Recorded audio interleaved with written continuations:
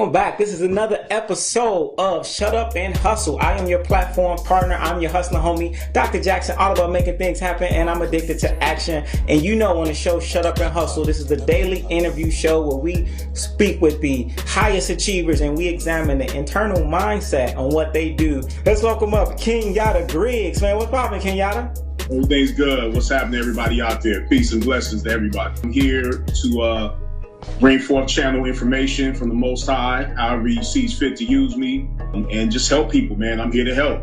What made you even get into the hair game, into the getting your own barbershop and then going? Man, the barbershop situation actually just fell into my lap. Barbering was something that I was doing when I was in like my last year of junior high school. I had learned how to cut hair, and I was cutting hair to the point where my room would be packed after school. When I got out of high school, I was actually supposed to move to Cleveland, Ohio and stay with my father, but he passed away 2 weeks before I graduated. And so what I decided to do was go to barber college. But the barber college that we checked on, myself and my mother, they never called us back. We went down to this beauty college, and a guy named Mr. Goins on Crenshaw Boulevard allowed me to go to his school for free. He told me that he would only let me go there for free if I was going to be an example. Because he allowed me to go to his school for free, I had to keep my word as far as being a model student. I went and started working at this shop on Crenshaw Boulevard, which happened to be the same shop that I eventually took over. The guy that owned the shop, he had lost the shop, and he came to me and asked me would I be willing to take over the shop. At this time, I'm only like about 20, 21 years old. Like most people, I was very, very ignorant to business, not only business, but what it takes to really run a business. I've always been pretty much a bold person, so I just decided to let them hang and go ahead and step into the game and learn through trial and error. And that's what I did over 19 years in the business. Oh, wow, man, that's consistency, man. Consistency. Do you have like any motto or anything that you live by that's kind of helped you through those 19 years? Absolutely. The first thing I learned right off is that people pretty much treat you how you treat yourself. And, there were some times, some tests that I went through being a young man, having a shop and having money and doing all these great things. And what happened was I started messing with some young ladies within the salon, and I noticed that my morale with my tenants began to drop. So I didn't show discipline, so the shop became undisciplined. And so I learned that, Jewel, not only from just being in the shop, but also being a father, because, I understand that children don't do what you tell them to do, they do what they see. And so if you stand up and you're carrying yourself a certain way, you're speaking a certain way, you're doing things a certain way as a parent, the children look at that and they pay attention to you, and then they also begin to do those things when they get out in the street.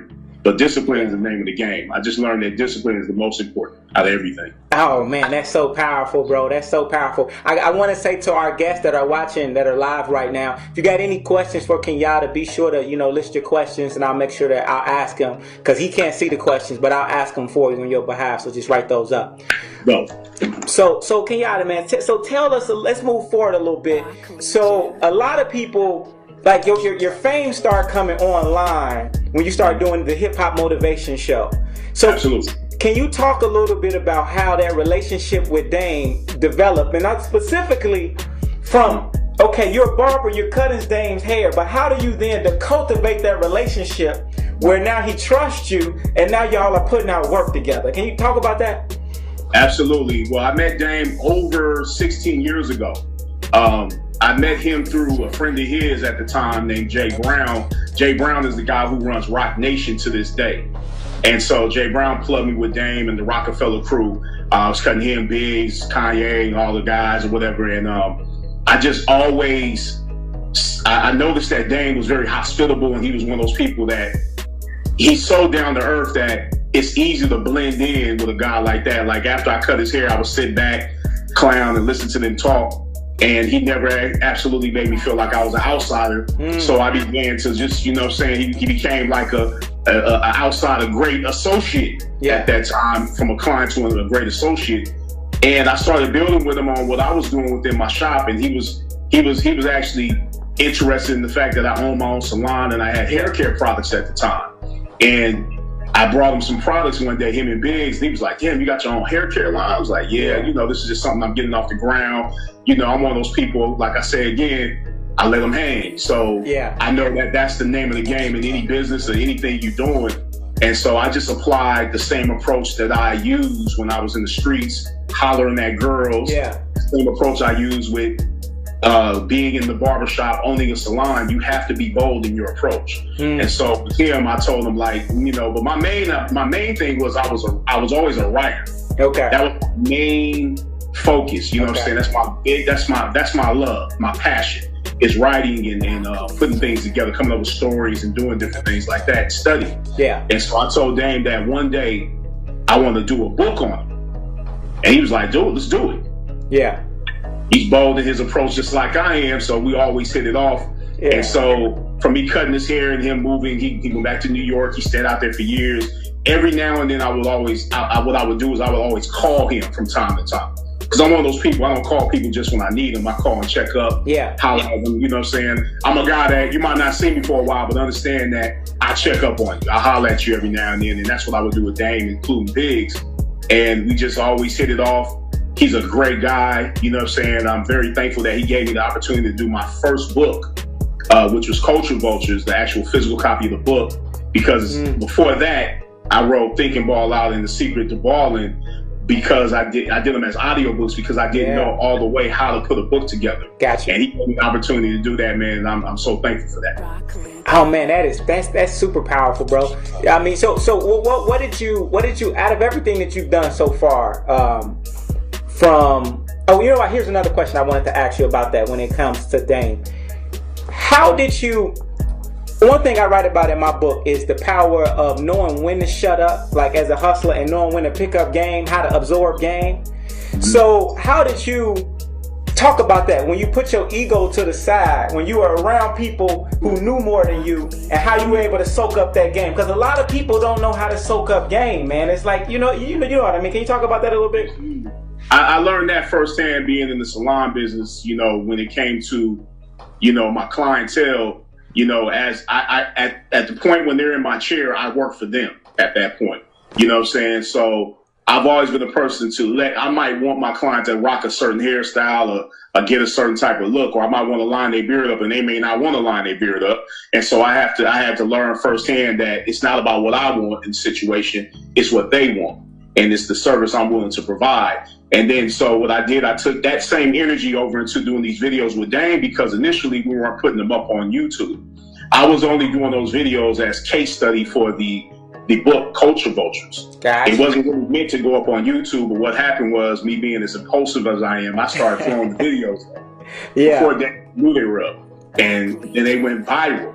Because the Jay-Z and Salon situation happened, and everybody, we put a video up right the day after that happened, and it just went crazy. And from there on, people were checking for us to see what else we were putting up. And so I just kept putting the videos up. Some of those videos were before the Salons video, but I just kept throwing them up. It's so much footage we have. And so, but what's interesting about it is that I would sit there without saying a word when Dame was speaking, because that was based on collecting data for the book.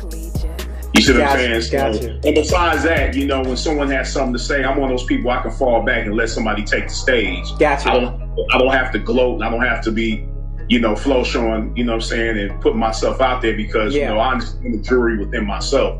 So I've never been one of those people that has to, I don't feel insecure about someone else shining. Yeah. You know, one thing I've always noticed is that I'm the type of person, whenever I look at somebody that's successful, like a celebrity or somebody who's famous, I look at who are the people around them that you don't see. You know what I mean? Who, you know, whoever it may be. It may be the barber, the assistant, it may be the publicist, the attorney. Who are those people? Because those people, they got a different perspective on the game. Perspective, yeah. I've seen some things, the ups and downs of the business as well. You know, I was there the day that Rockefeller actually fell apart, when it was done. I went to cut Dame and Biggs over at the Beverly Hills Hotel out here in California. Actually, not the Beverly Hills Hotel, the Bel Air Hotel. Okay. And so I walk in and Dame's like, it's over. Dame's like, it's over. And I was like, what's over? He said, no more Rockefeller, him and Biggs. And I looked over at Biggs, and Biggs was like, yeah, it's done. He was like, this fool, you know, he told me what happened about, you know, the company situation. He basically bought back the company and then tried to give it back to Damon Biggs for his royalties, or whether not royalties, his masters something about that. Like, as we say in the book, but what happened was they didn't want to do that because they felt like they all put in the work together to make Rockefeller what it was, and they felt offended when that happened. And I could understand how they could feel offended, you know, but at the same time, you know, everybody has their own vision of success and what they really want to do. And, you know, in life, you don't have to explain that to anyone. Sometimes you just have to move. As long as you're playing the game fair, make your move. So speaking of overcoming obstacles, can you talk a little bit about it? I was looking at something. You had a big obstacle with your shop at one time, kind of before you were doing the books, and can you talk a little bit about one of the biggest obstacles you had with the salon? Yeah, I mean, well, people that are in the hair game, as they know, like, it's a recession-proof business, but when you have a salon, you know, you get people that come and go, you know, and then sometimes a lot of barbers, a lot of salon owners, they hire people without their license, and, you know, because they want to fill those seats. And when the state board comes, those are the people that come out and get fines, you know, it falls back on you. So I've had situations where I had to pull some money, pull my resources together to get out of a certain jam. And, you know, just the ups and downs of that, and just dealing with, you know, internal situations of people not being able to get along with one another, you know, and especially, you know, when you're dealing with our people on the whole, sad to say, but, you know, sometimes it's a little beef that jumps off because, you know, it's a competitive business, but not really, you know. You know, the business we're in is fully creative. You know what I'm saying? It's hell to compete and it's heaven to create. You know, that's what I used to say, tell people in my salon. So, you know, I had to deal with situations like that, and then, you know, trying to figure out how to pay certain bills initially in the beginning of my business, which is why I started doing the product thing. Gotcha. Because I went to a seminar years ago when, I don't know if you remember when Rich Dad Poor Dad came out, that book. Absolutely. Robert Kiyosaki. And he had a seminar out here over by LAX, and I went to it, you know, and I'm just a young dude, you know what I'm saying, from the hood like most people. I went up, I bought all his games. He had the whole, you know, he had cash flow quadrant. Cash flow quadrant. I bought the whole box. I think it was like $600 I spent, and I paid for it cash. And I remember like going up to him and speaking to him, and he wasn't really warm with me. He wasn't really open to me. He wasn't really like trying to holler. And, you know, but I pulled out the money and I bought the games. People kind of was looking at me a little bit because it was almost like he made me feel as if I didn't need to be there or I wasn't supposed to be there. Gotcha. And you know, the logic of why he thinks like that is because of the projection of how Black people are portrayed and projected out here in the world through the media, all forms of media. And so I just took it. I just looked at it like whatever, you know what I'm saying? I was with my girl at the time, and we was looking like, why is he looking funny and acting funny? Because everybody was in suits, and I came in there like with a white T-shirt on, some jeans, and I might have had a hat on or something. But I bought more games damn near. I bought everything that he had. And he's looking at me like, before that happened, he was looking at me like, why am I here? Like, what am I here about? Like, what's this about? And so that was also a part of the influence of me starting my own thing with Hip Hop Motivation. Gotcha. You know, because I know at the same time, you know, sure, he's spitting knowledge and game on how to keep things afloat financially. But at the same time, there's also something called personal magnetism that has to be learned. Absolutely. You can connect with people and vibe with people. You see what I'm saying? It's all about the vibration of the energy first. I mean, you can't get $1 out of nobody's pocket if people don't like you. Absolutely. If somebody don't like you, they're not gonna help you. But you know what I'm saying? Nah, you're absolutely right. You're absolutely right with that. Speaking of dollars, right? And now I write about this in my book, Shut Up and Hustle, you know, how to live the life of your dreams by thinking like an immigrant. And it's this one section I have in there when I talk about successful hustle habits. And I heard you mention this on your show. And I talk about how hustlers understand that money is like blood. Like it needs to circulate if you're going to survive. And I heard you mention on your show in your salon the power of circulating the money throughout the different people. Can you talk about, you know, the power of circulating money? Man, that is a great question, man. If you have that in your book, that's a great book to have right now. But definitely, man, like I found that when I first got to salon, even before I got to salon, I noticed that people were trying to hoard clients. Like if a walk-in walked in, you know, say somebody already had clientele, they would keep the walk-in and not give it to someone that's not working at the time. You know what I'm saying? I was a victim of that. You know what I'm saying? I don't stay a victim, Yeah. I'm gonna become a my situation because I started going outside, Exactly. passing my flyers. Right. I started standing in front of the door. It went down like that. Yeah. So Yeah. damn, you know what I'm saying? Because I'm seeing people that have clientele that are cutting nonstop, Right. but they take walk-ins, and I hadn't cut a head all day. Right. So instead of me saying something to them, I went outside and I applied myself, and I would go fishing for my own gifts. Absolutely. I would go out there and bring it in. But then what I started noticing is that when I started getting clientele and I started noticing people were coming in like walk-ins, and I look around the salon to see who's working and who's not working. Yeah. You know, regardless if they have clientele or not, I pass them around. Yeah. If I can get to them. Yeah. Even if it's an entertainer, I would do that. Because sometimes we would have a few entertainers come to the shop. I'd be like, look, he ain't working right now. You can go to him. But I wouldn't pass him on to nobody who's going to push his hair. Right. The salon was always circulating because circulation is the name of the game. Absolutely. If it's not circulating, it's dead. It's like any body of water. If it stops circulating, not the organisms within that water, that body of water, the things will begin to die. The water is dead. It becomes putrefied. So I know that circulation is the name of the game. So that breeds a really positive environment, or an environment that could grow and thrive.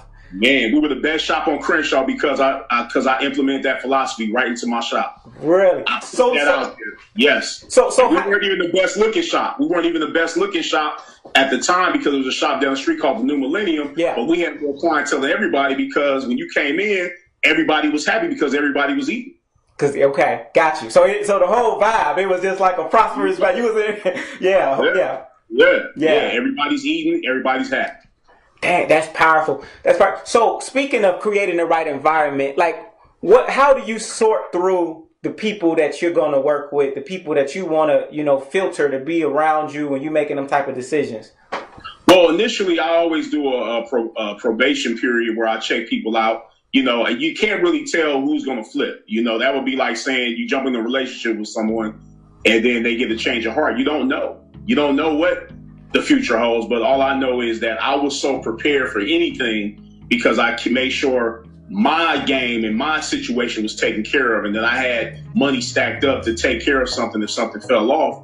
That nothing anyone did was of any. It was nothing to me. It was like, okay, well, I'm gonna have to get rid of this person because this person is bringing down the morale of the shop. And I had to do that a lot of times, man, because a lot of people bring in their infectious energy. Yeah. The whole shop becomes infected by it, and then it starts, the arguments happen, people are stealing and doing little funny stuff. As soon as I see it, I nip it in the bud. I don't even give it a chance to fester. You gotta nip it in the bud. Immediately. Yeah, that's the big, yeah. You gotta move immediately, and it's like, I'm gonna say it again. It's unfortunate I have to say it, but especially when you're doing business with our people, you gotta nip things in the bud quick. You can't let things keep going because it becomes, that infection can grow to where you lose a limb messing around with your people. You gotta make sure you jump on it. Yeah, that's real. As soon as you feel anything like, hey, no, this is what we're going to have to do. We gotta have a meeting. We're gonna have to do this. Yeah. Well, it's funny, man. It's like, first of all, I'm so happy that you're saying these things, man, because so many people we really need to hear this, because this business stuff, it applies to so many lessons in life in so many different ways. So I'm curious, you being a father, you being an author, a movie producer, all of the things, and I know you got a lot of stuff coming up, and you got classes you're doing.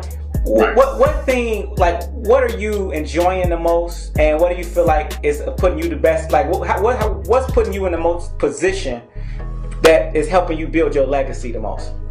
Well, the first thing is just studying, man. I'm a person that believes in knowledge of self. I believe in studying. I'm a firm believer that input equals output, and then the other side of that is the fact that I'm able to create. I love creating. I love putting things together. You know what I'm saying?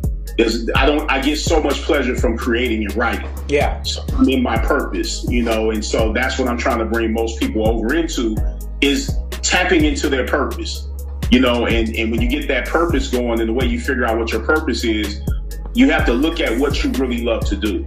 Your hobby may be your purpose.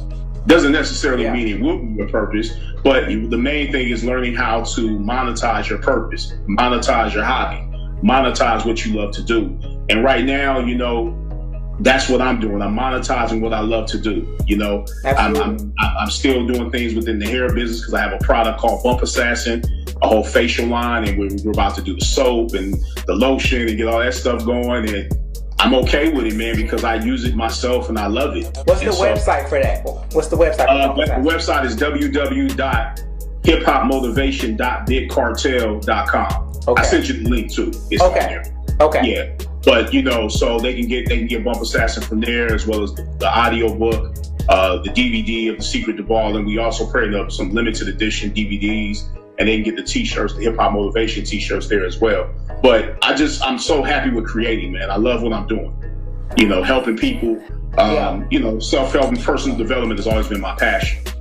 Yeah, well, you know, I can tell. I definitely can tell though, because with the work that you're putting in, man, it's you got to put up your own money. You know, you got to make a lot of sacrifices with interviewing these people. A lot of sacrifices. So look, what's your opinion on what Dame talks about all the time? He's screaming like you got to put up your own money. You know, how do you feel about that?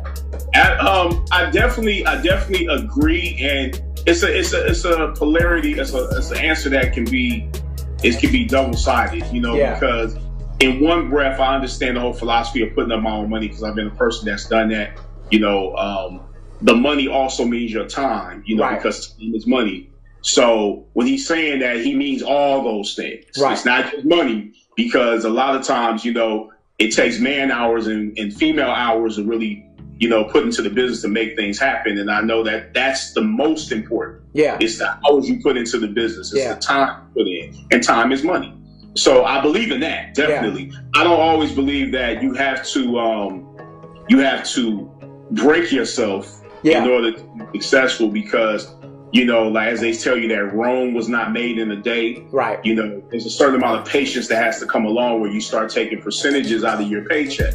You know, if you have a job, you know, and then you're working on your purpose when you get home at night, you know, and you're taking a percentage out of your check to supply certain demands within your purpose, that's the way you want to do it. That's the way you want to go about achievement and turning that purpose into a full-time lifestyle, to where you're able to walk away from your job. But I don't believe in walking away from jobs. I don't believe that having a job is a bad thing. You know what I'm saying? I don't feel that a person is corny because they have a job, or that they, you know, I don't believe that you calling somebody daddy because you have a supervisor or boss, you know what I'm saying? Even though it sounds great, but but then the other side of it is I understand why that was said. You know, and that was a beautiful thing that it was said because it was against the norm of what you've been hearing. Exactly. It triggers, it turns something on, you know, because all of us, you know, at certain points in our lives, we were in the darkness of something, and darkness represents ignorance. And so when something sparks just a little bit of light, that's when you begin to go into the light, because now you're saying, okay, now I need to apply certain things to myself, which means I need to work harder on myself than I do on my job. Yeah. Not quit your job, but work harder on yourself than you do on your job. It's just like, you know, the whole workout aspect. People talking about working out. Like right now I'm working out heavy. You know what I'm saying? I've been losing weight and doing all this stuff, but all it is has been an hour and a half a day. Yeah. Or I would make excuses of why I couldn't get there, or look beyond doing that. But it's all about the hours you put into it. So if time is money, absolutely money is money. You know what I'm saying? You got to put in the time. So speaking of time, and I got two questions and then we can wrap, is what are you doing on a daily basis? Like one thing that you do that really is like a cornerstone for your success, whatever it may be. I mean, you know, even if it's something crazy, you know, whatever it may be. Well, the first thing I do is the beginning of my day. I lay still and meditate. You know, I don't go anywhere without meditation. You know, I sit still, I meditate. You know, I don't do no traditional meditation where I'm sitting Indian style. Yeah. You know what I'm saying? I'm, you know, sitting up with a robe on and nothing like that. It can be laying in my bed. It can be me sitting in the car after I, you know, like before I drop my son off at school. It's just, I have to get that quiet time and sit still and allow the source energy to move within me, and so it can guide me, man, and keep me on the right path. Because I learned that when I wasn't meditating and I wasn't grounding myself in meditation, that my days would go, I mean, it would be like shooting dice, man. It can go either way. It's going to be some chaos involved. But I noticed that when I do meditate, it keeps me on the righteous path. It keeps me focused. You know, there will be obstacles that come up, but I'm able to go beyond those obstacles and see beyond the obstacles because my meditation, my spiritual grounding is there. Absolutely. This man, that spirit is important, man. Oh, dudes, that is so important. Like, and I tell people, you know, a lot of people, they talk about they want to start businesses or whatever, especially when here's a question I almost forgot to ask you. Because a lot of people are chasing money, and that hurts them. You know what I mean? It hurts them.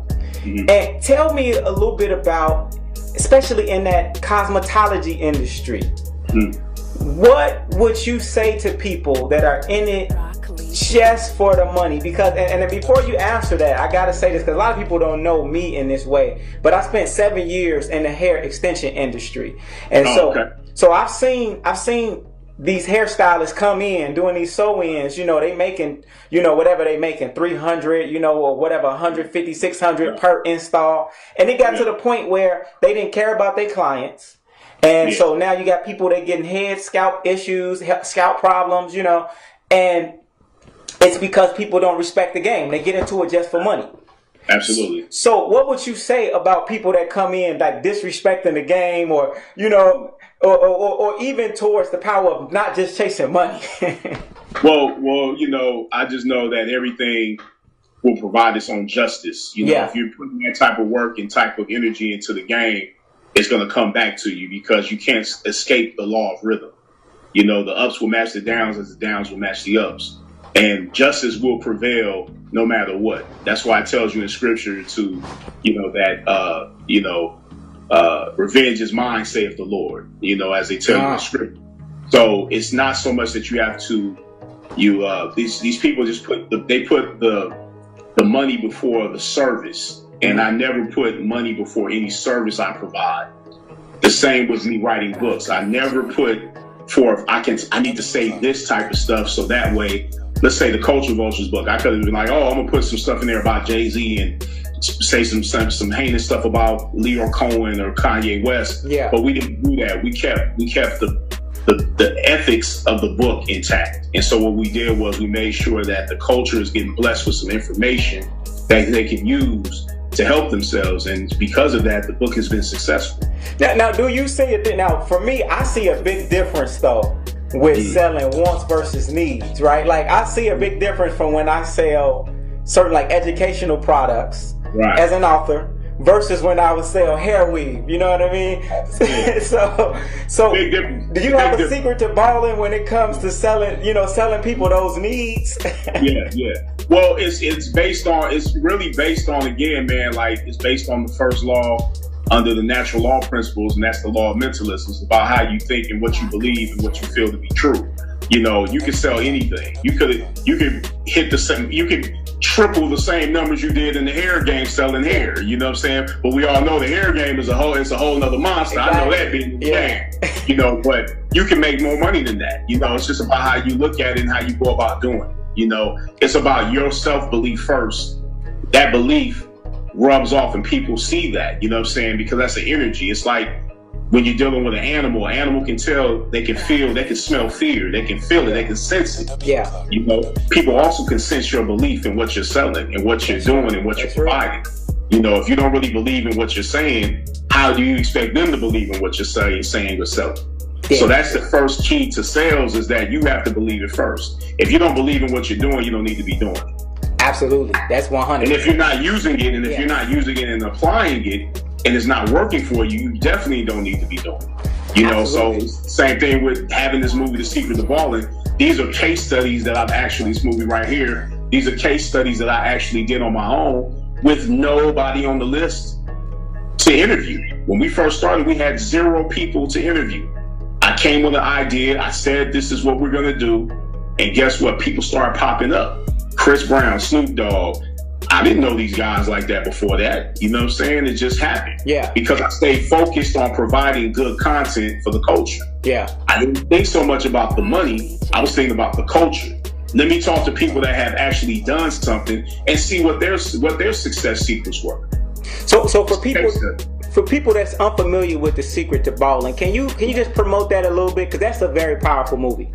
Absolutely. Thank you. The Secret to Balling is a case study It's an hour and 56 minutes long. It's a movie that we did over the span of like 2 years. What I did was I would go around and ask different people from different walks of life, a lot of people in the music business, as you see, and I would ask them the same questions about what they did to become successful. So I would ask the same question that I would ask Dr. Michael Bernard Beckwith, who is a guy that's in the movie The Secret, the guy with the dreads, and he has a spot called Agape out here in Los Angeles. And I would ask him the same question I would ask a Snoop Dogg or a Don Bishop Juan about research. How important was research being applied before they became successful? It was that important for them to apply before success. And it's interesting that success leaves clues because they said similar things. Everyone did, because success leaves clues. There's no other way around it. You have to put in the work.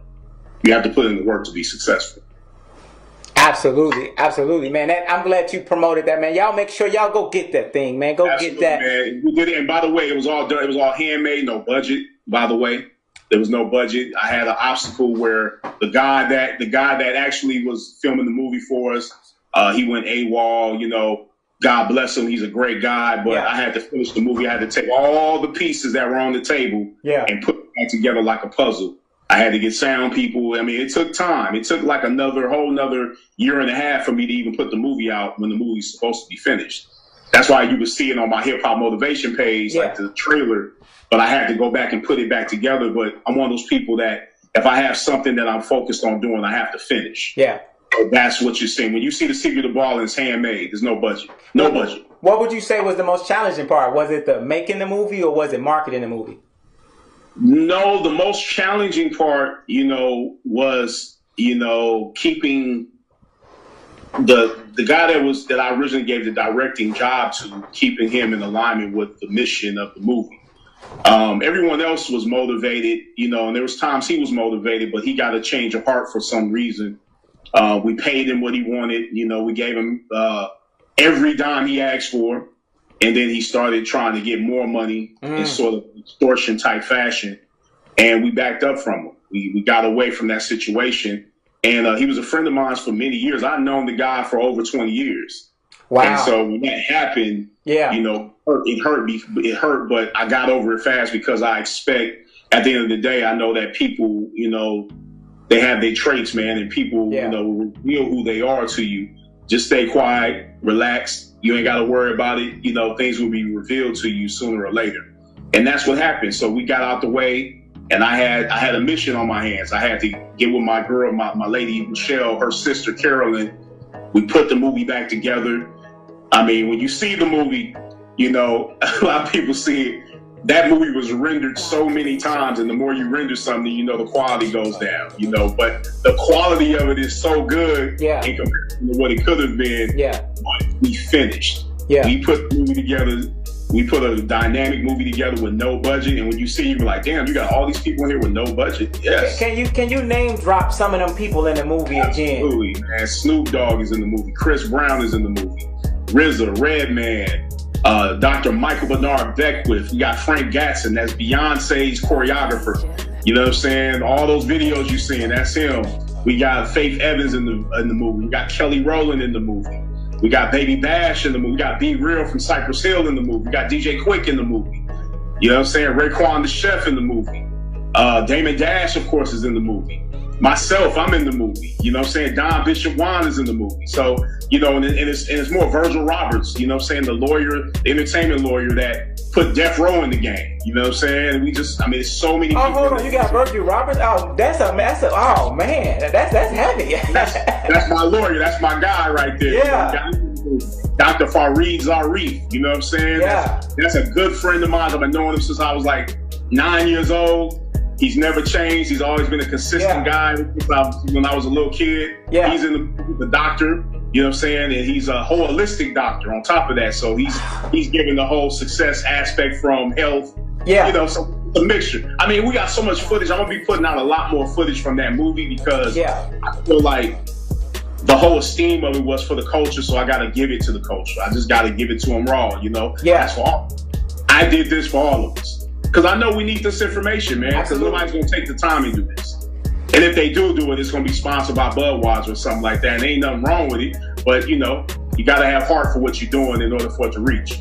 I want for my viewers, anybody that's watching this, you need to support this movement. Shut Up and Hustle is real. The secret to balling, this is life right here.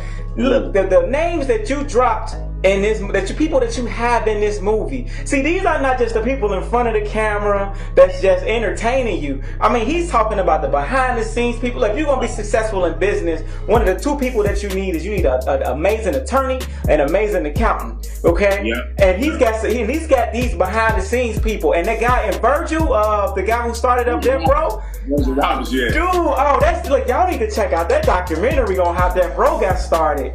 I had no idea. The whole interview on Vlad that he just did, man. And his interview on Vlad was off the hook. Like, Virgil was like one of my favorite people. That was one of my favorite interviews actually that we did, man. We sat with him for like 2 hours. Yeah. We might have used maybe 20 minutes of footage from that 2 hours. That's what I'm saying. We got so much footage, man. It's like with the Dame videos. They look like they 10, 15 minutes, but it'd be hours and hours of footage. Yeah. You know, so I'm just happy with what we're doing, man. I'm so pleased with the work. And that people are acknowledging the work, because people walk up to me all the time and just tell me how much they love what we're doing. Yeah. And that means more to me than anything else in the world. You know what I'm saying? So and it's not so much of a money mission, but money is very important in the situation, because we have to supply the demand of things we need to get done. You know, so we definitely want you to go out there and support the movement, hip hop motivation movement. You know what I'm saying? Purchase what you can, you know what I'm saying? Drop us some lines. Keep the support coming, because we're circulating those dollars into making more profits. Absolutely. I just had to shout. I'm so happy you came onto the show today and you shared this. I mean, because so many people, like, you do a lot of work, but see, you're a hustler that understands when you put quality work, your work will travel further than what you could go. Absolutely. It might not happen the same month or the same year sometimes. Yeah. But things turn around when people get word of what you're doing. Right. They're like, man, you know what's going on. And that's funny you say, because like today I had more emails and text messages off of my audiobook, Secret to Ballin' Journey, which is connected to the movie. It's the soundtrack for the movie, but it's not it's over music, but it's an audiobook. Yeah. I've been getting people hit me up about it, like, as of recent, more than ever. Yeah. Because people got hip to it, you know, whatever. I'm with it. You know what I'm saying? Yeah. So, I mean, I love the process, man. I love being able to supply content for the culture. So I just want to reiterate for everybody, again, this is Kenyatta Griggs. A lot of you all, if you're not familiar with this brother, you need to get familiar. How I learned about him is the Hip Hop Motivation Show on YouTube. When I learned about him, it was a story of how he went from being a barbershop barber to the barbershop owner, to now he's got clients like Dame Dash and more, and he was able to cultivate those relationships. And now he's just continuing to grow, man. And now he's living his passion. So I'm dropping these names simply because a lot of people may not be familiar with the face just yet with my network, but they're gonna get familiar, because I want y'all to go back, man. Oh yeah. Yeah, we sticking to it, man. If they don't know us now, they eventually will know. They gonna have no choice, baby. We ain't gonna have no choice. So the heart prevails. You know how it goes, man. You know, this is my heart. My heart is in it. You know? So Kenyatta, very last question as we conclude. What do you want your impact to be on the world, on your community? My impact, man, just like I said before, I want to continue to create content that enriches the lives of the culture. I want to help people move away from the darkness into enlightenment. That's the main thing. I want people to embrace where they're at now. You know, I want you to embrace that darkness, you know, because I believe that putrefaction leads to illumination. And so you have to go through the darkness in order to get into the light. And so embrace where you're at, keep your head up, stay focused. You know, like I said, if they continue to support, I'm gonna continue to put in the work, and that's what we're gonna do. I'm gonna put in the work regardless. You know what I'm saying? But the support helps, because what it does is it gives us gas and fuel to go ahead and go a little further than we're at now, and that's what we're doing, man. Definitely. Oh man, that is so powerful. So listen, everybody that's tuning in, I hope y'all learn from this. I hope this was valuable content for you all. So show us that you appreciate it, because again, this is that we support ourselves doing this. We support ourselves by providing this content and spreading this game. This same stuff that he shared, I mean, he giving his story, stuff like this. I mean, to come to meet him in person live, I'm pretty sure you're gonna spend a nice investment to be able to meet him live and him share some of this game with you. So let's support it as much as we can. Also, if you want to learn more about just the power of some of these general principles, you know what we about here at Shut Up and Hustle. So get our programs too. Get the new book, Shut Up and Hustle, How to Live the Life of Your Dreams by Thinking Like an Immigrant. Because like Brother Kenyatta just said, it's all about programming your mind. Programming, man. Programming. You got to stay in it, because as a boss, you putting up your own money and all. So it's very important. There's a lot of struggles and obstacles, and the first one usually is you. So you got to be able to be emotionally fit to stay in the game. That's the main one. Absolutely. So listen, I'm not going to keep you, Kenyatta. We're gonna sign off with you all, but make sure that y'all follow us. This is Shut Up and Hustle. Right now, we're on the Facebook page. Also, you can find us on our YouTube page. I am Dr. Jackson 360. Follow me. Y'all know I got the new music out. The new Black Christmas song just dropped today. So follow that on all of the streaming services. That Black Christmas. Dr. Jackson. Kenyatta, you got to check that out too, bro. Oh, yeah. Definitely. Send me the link. It's a hustler's holiday, bro. It's a hustler's holiday. Nah, it's all good. Keep it going. You already know. It's all about the program and the mind. They say musicians are some of the highest teachers, man. Absolutely. Yeah, man, because you guys come from the heart. Exactly. The heart chakra is the most powerful. Exactly. And people they say people learn the most when they're not even aware that they learning. So absolutely. So let's keep doing this, guys. So I am Jackson. Remember, it's not about just your potential, but it's about what you're doing with your potential. So with that being said, we want you guys to stay focused and remember to always shut up and hustle and go from there, grow from there. Absolutely. Peace.